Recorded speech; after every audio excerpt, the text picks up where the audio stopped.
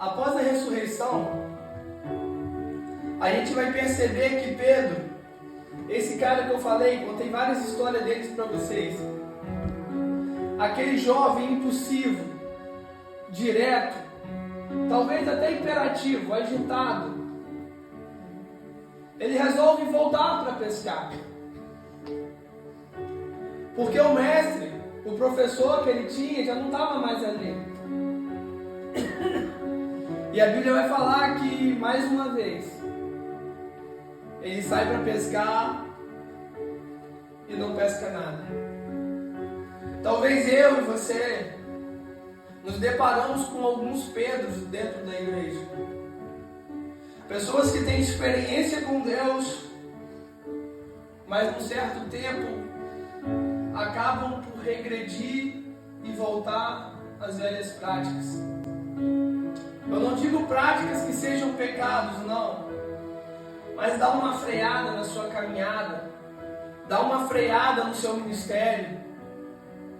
E quando eu olho para Pedro, para aquela situação, eu fico imaginando os outros discípulos, talvez, as pessoas que viam ele com Cristo, falar: olha lá, aquele que pregava em seu nome, aquele que realizava prodígios em seu nome, o Senhor morreu, ele voltou a pescar. Mas eu quero te convidar a se colocar no lugar de Pedro muitas vezes. Pedro era um pescador simples, humilde, criado ali na labuta. E ele tem um encontro com Jesus que muda a vida dele completamente. E ele passa 3 anos caminhando com esse cara, vivendo coisas que ele nunca imaginou que viria com esse cara, sofrendo com esse cara, chorando com esse cara, comendo com esse cara. E de uma hora para outra, esse cara não está mais no meio dele. Pedro perdeu o seu melhor amigo, perdeu o seu melhor professor, perdeu as pessoas a qual ele viveu as melhores experiências da vida dele. Pedro resolve voltar a pescar. E mais uma vez, ele nada pesca.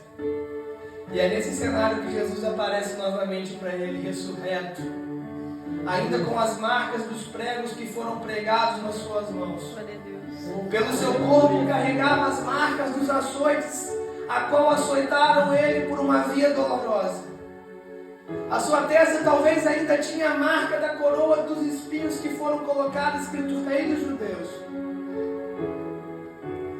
É nesse cenário que Jesus aparece novamente.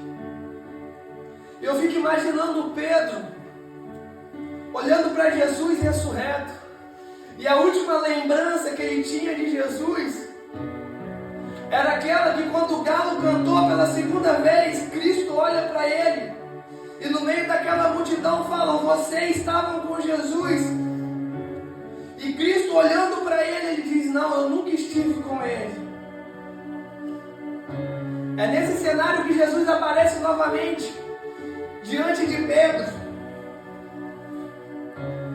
E o cenário lembra muito o primeiro encontro que eles tiveram um com o outro. Naquele momento, em questão de segundos, passa um filme na cabeça de Pedro. Ele começa a lembrar de tudo que eles tinham vivido, de todas as experiências maravilhosas que eles tiveram juntos, de todos os milagres que Pedro presenciou Cristo realizar, de todos os momentos de risadas,